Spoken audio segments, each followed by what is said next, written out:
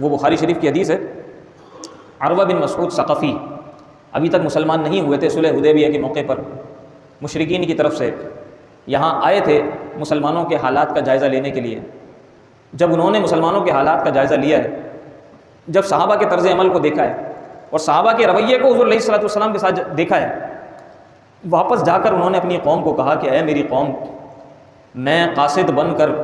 بڑے بڑے بادشاہوں کے پاس گیا ہوں، بڑے بڑے بادشاہوں کے درباروں میں گیا ہوں، میں نے قیصر و کسریٰ کے دربار بھی دیکھے ہیں، لیکن میں اللہ کی قسم اٹھا کر کہتا ہوں کہ جو ادب کرتے ہوئے میں نے محمد کے صحابہ کو محمد کا دیکھا ہے، اتنا ادب میں نے کسی بادشاہ کے دربار میں نوکروں کا اور غلاموں کو کرتے ہوئے نہیں دیکھا ہے۔ تو میں تمہیں یقین کے ساتھ کہہ رہا ہوں کہ یہ جو قوم ہے نا، جو نبی کے صحابہ ہیں، جو محمد کے صحابہ ہیں، جس انداز سے ان کے اوپر قربان ہوتے ہیں، جس طرح ان کا ادب کرتے ہیں، ان کے ساتھ تم لڑ نہیں سکتے، اس لیے کہ انہیں بس دیر ہوتی ہے کہ نبی کے منہ سے ایک جملہ ادا ہو جائے اور یہ اس پہ مر مٹنے کے لیے تیار ہو جائیں۔ ایسی قوم سے تم لڑ نہیں سکتے۔ انہوں نے اس کا نقشہ کھینچا، کہا کہ میں نے اتنا ادب دیکھا ہے اس دربار میں جا کر کہ محمد صلی اللہ علیہ وسلم اگر تھوکتے بھی تھے نا، ان کا لعاب اگر گرتا بھی تھا تو صحابہ کی کوشش یہ ہوتی تھی کہ اسے بھی زمین پر گرنے نہ دیں، بھاگ کر جاتے تھے اور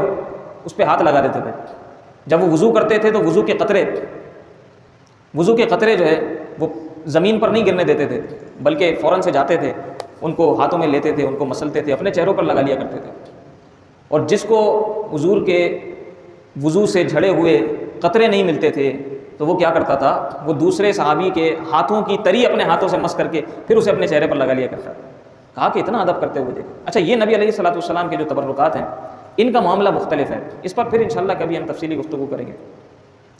نبی علیہ الصلوۃ والسلام کا لعاب دہن، یعنی آپ جس کو ہم اپنے لیے کہیں گے تو تھوک کہتے ہیں، نبی علیہ الصلوۃ والسلام کے لیے جب لفظ استعمال کرتے ہیں تو ہم لعاب دہن کہتے ہیں۔ تو اس کا معاملہ اور ظاہر ہے کہ ہمارے تھوک کا معاملہ یہ دونوں مختلف ہے نا۔ حضور تو کھارے پانی کے کنویں میں اگر ڈال دیتے تھے تو وہ میٹھا ہو جاتا تھا، دکھتی آنکھ پر اگر حضور نے لگا دیا تو وہ شفایاب ہو جاتی تھی۔